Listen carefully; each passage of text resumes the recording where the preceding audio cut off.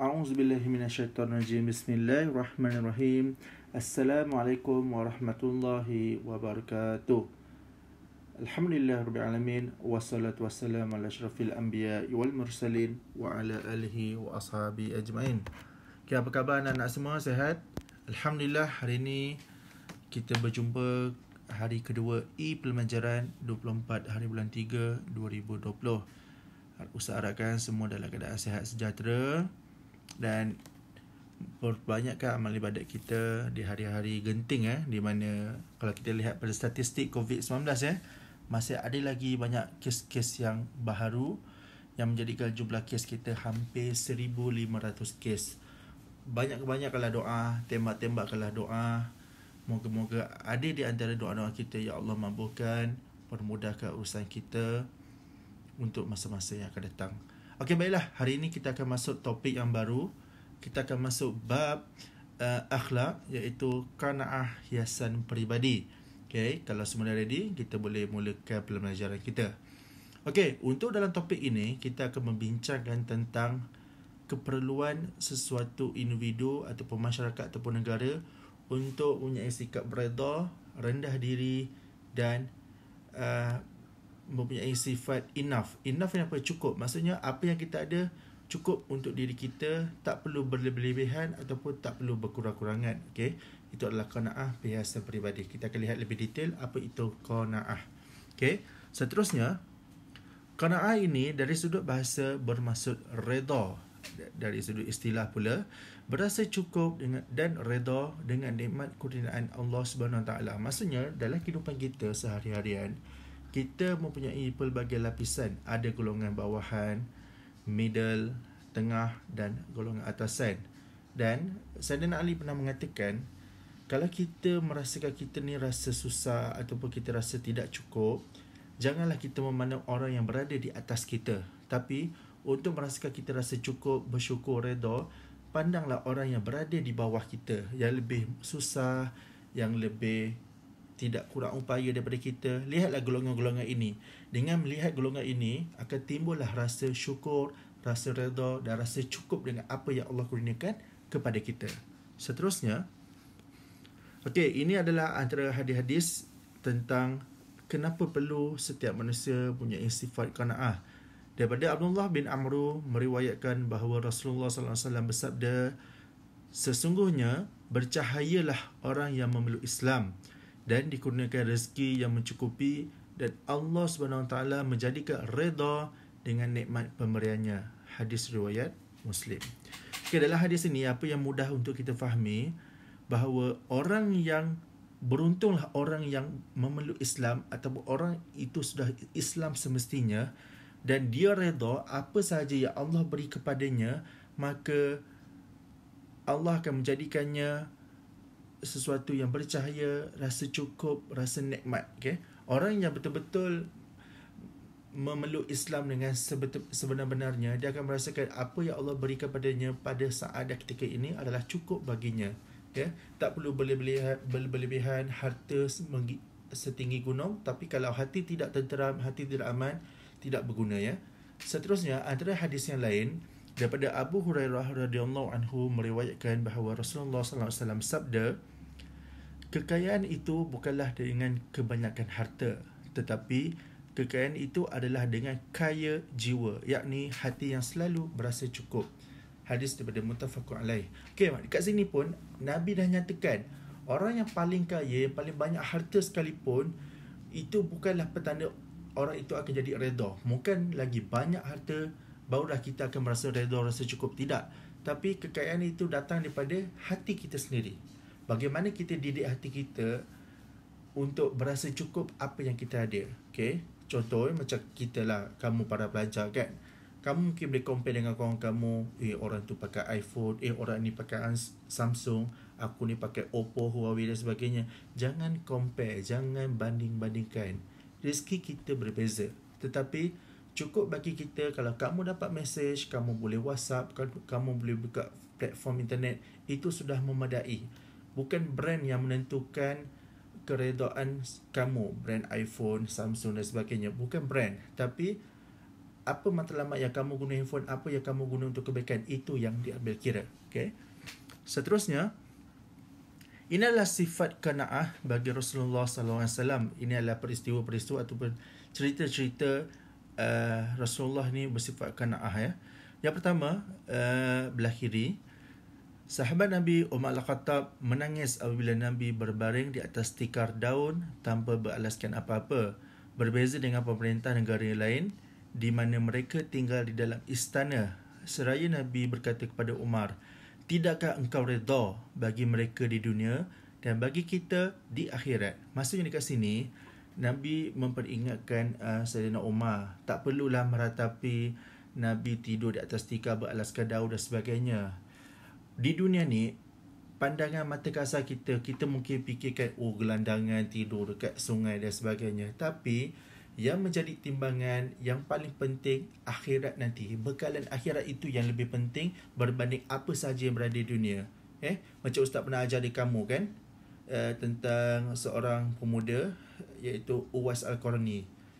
Di dunia tak ada siapa pun kenal dia. Siapa Uwais Al-Qarni ni? Bukan pemimpin, bukan pembesar, bukan orang kaya. Dia hanya seorang pengembala kambing saja.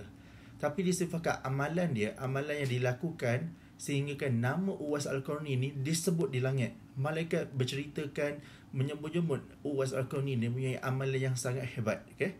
Tapi di dunia dia tak ada apa-apa, nobody. Tapi di langit Allah, malaikat berceritakan tentang dia. Okay? Seterusnya, pernah ditanya kepada Aisyah radhiyallahu anha, apa yang menjadi makanan bagi kalian? Ada masyarakat bertanya Aisyah pada ketika itu. Dijawab Aisyah, dua benda hitam, al-aswadani. Maksudnya kurma dan air. Maksudnya Rasulullah SAW dengan Aisyah, isteri baginda, mereka di rumah tak ada apa-apa makanan, hanya berbekalkan kurma dan air. Itu kalau ada makanan. Selebihnya kalau nak makan berlebihan, seperti nak makan lebih enak, contohnya makan gandum, makan roti yang lembut, Nabi jarang merasakan makanan-makanan itu. Sebab apa tidak merasa?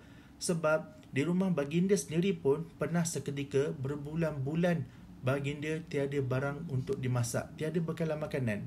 Apatah lagi nak makan benda-benda yang enak dan sebagainya. Susah ya.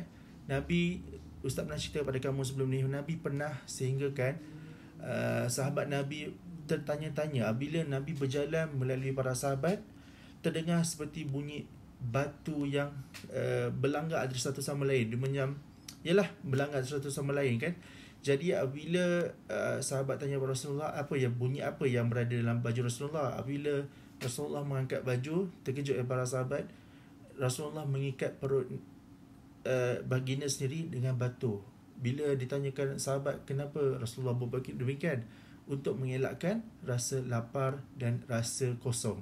Batu itulah yang merasakan perut Nabi itu rasa berat, rasa seolah-olah macam makan. Tapi Rasulullah tidak pernah makan. Bukan tidak pernah makan, kurang makan, disebabkan tiada bahan untuk dimakan. Okey, seterusnya, ciri sifat qanaah. Okey, ini adalah ciri-ciri orang yang bersifat qanaah, iaitu redha. Yang pertama adalah beriman dengan sesungguhnya bahawa Allah SWT bersifat ar-Razzaq. Allah yang memberi nikmat kepada seluruh makhluknya. Allah yang boleh menyempitkan, meluaskan rezeki seseorang. Kita kena beriman pada itu. Okay? Seterusnya, bersyukur dengan nikmat kurniaan Allah dan sentiasa bersabar dan redha menerima ketentuan Allah SWT. Seterusnya, hidup secara bersana dan tidak boros. Berbelanja mengikut kemampuan. Seperti yang saya cakap, berbelanja mengikut ukur baju di badan sendiri. Kalau kamu mampu berbelanja sejumlah yang besar berdasarkan kemampuan kamu, belanjalah. Tapi kalau kemampuan kamu sedikit, tak boleh belanja besar, maka belanjalah secara sedikit, ikut kemampuan masing-masing. Okay? Sentiasa berusaha untuk meningkatkan kesejahteraan hidup, selalu bertawakal kepada Allah SWT dan tidak iri hati terhadap nikmat yang dimiliki oleh orang lain. Maksud saya cakap, jangan kita lihat pada orang yang lebih banyak, lebih hebat daripada kita, tapi pandanglah orang yang berada di bawah, yang kemungkinan besar orang yang di bawah pun menginginkan kedudukan seperti kita. Ada rumah, ada makan, ada keluarga dan sebagainya. Okey, seterusnya, salah faham tentang sifat qanaah. Okey, yang pertama, orang yang nak ada rasa perasaan redha ini, perlulah faham Qanaah ni bermaksud bukanlah kita duduk diam diri, kita duduk rumah, oh redha, aku tak perlu makan, tak perlu usaha dan sebagainya. Tak. Qanaah ni memerlukan kita berusaha dan selebihnya kita perlu redha. Apa output ataupun kesudahan selepas kita berusaha tu, apa yang kita dapat lepas kita usaha, itu adalah qanaah, itulah redha. Contohnya, yang pertama, kiri sekali yang digambar duit tu, dolar, tidak bersedekah kerana belum jadi kaya. Nampak? Tak semestinya kita perlu jadi kaya, harta menimbun, tinggi menggunung, barulah kita bersedekah. Dalam keadaan kamu sebagai seorang pelajar pun, andai katalah kamu dalam poket ada RM2, apalah salahnya RM1 masuk dalam mana-mana untuk disedekahkan, yang RM1 lagi untuk keperluan kamu. Kalau kamu rasakan duit tu mungkinlah hari tu kamu nak guna RM1 saja, lagi RM1 tu kamu tak guna, sama ada kamu nak simpan atau bersedekah, itu pula pada kamu. Tapi maksudnya tak perlulah kamu nak tunggu sampai kamu ada kerjaya, bekerja, habis SPM baru nak bersedekah. Tidak. Dia tak mengira pangkat, masa dan umur. Nak bersedekah, sedekah saja. Seterusnya, nombor 2, malas berusaha meningkatkan kesejahteraan hidup kerana suratan takdir. Ini lagi satu. Jangan andai pernah kita menyalahkan takdir. Oh, aku dah ditakdirkan begini, aku hidup susah, aku punya masalah yang tak dapat diselesaikan, kamu redha saja. Tak boleh. Redha ni kita kena usahakan. Kalau hubungan keluarga yang renggang, maksudnya jarang kita bergaduh sama-sama adik-beradik dan sebagainya kan, kena ada cara lah. Ada cara untuk merapatkan balik hubungan sama keluarga kan. Ataupun belajar, kamu tak boleh kata, oh aku ni memang lemah belajar, bab lain aku boleh tapi bab belajar tak boleh, aku asyik C, gagal, tak boleh. Jangan fikir macam tu. Usaha. Sebab apa? Sebagai seorang guru, macam ustaz tak menilai kamu dengan berapa banyak grade A atau kamu kumpul, berapa markah kamu tinggi melambung. Tapi ustaz nilai kamu, usaha kamu. Kalau kamu, ustaz nampak usaha lebih, nampak dalam kelas bersungguh-sungguh untuk belajar, itu sudah memadai bagi ustaz, maka ilmu itu berkat untuk kamu. Sebab apa? Kamu sendiri pun sudah usaha. Apa sahaja hasil keputusan peperiksaan, kalau kamu dapat grade A ke B ke C, bergantung apa yang kamu usaha. Yang penting kena usaha dulu. Tak boleh berserah. Maknanya kamu give up awal-awal tu tak boleh. Seterusnya, poin nombor 3, tidak berusaha memberi sumbangan kepada negara. Sebaliknya, apa yang negara sudah sumbang kepada kamu. Ini adalah satu poin yang ustaz rasa pun betul. Maksudnya, kita jangan harapkan apa orang bagi pada kita, tapi apa yang kita beri pada orang. Kalau kamu nak minta orang buat baik dengan kamu, kita dahulu sebagai individu, kita diri sendiri perlu buat baik dengan orang. Barulah orang boleh buat baik kepada kita. Okey, baik. Seterusnya, ini adalah hikmah bersifat qanaah. Maksudnya orang yang sentiasa bersyukur ini, pastinya kehidupan akan menjadi tenang dan tenteram. Sebab apa? Dia tak minta lebih. Apa yang ada cukup baginya. Allah dah tentukan rezeki dia sebegitu dan dia bersyukur. Alhamdulillah. Seterusnya, kemuliaan diri terpelihara, memupuk sifat sabar dan syukur, dan kasih sayang sesama anggota masyarakat menjadi erat. Kalau semua masyarakat, contohnya di Malaysia, mengamalkan sifat qanaah, ustaz pastinya, contohnya dalam polemik kita dalam COVID-19 ni kan, kamu pun tahu kan, kita dalam tempoh kurang lebih 14 hari kan, di mana kita masuk dengan berita tentang orang berebut-rebut mendapatkan barang makanan dan sebagainya kan. Kalau kita betul sifat redha, kita membeli barang dengan seadanya. Apa yang kita biasa, kita biasa belilah kan. Contohnya ustaz pergi kedai kan, ustaz pelik kan, ada seorang hamba Allah ni beli beras sampai berapa? Beras sampai apa? Guni ke ataupun apa-apalah. Dia punya paket tu banyak Ustaz fikir dia ni nak makan sampai hujung tahun ke beras ni kan. Maksudnya beli 1-2 cukup lah untuk memadai 14 hari kan.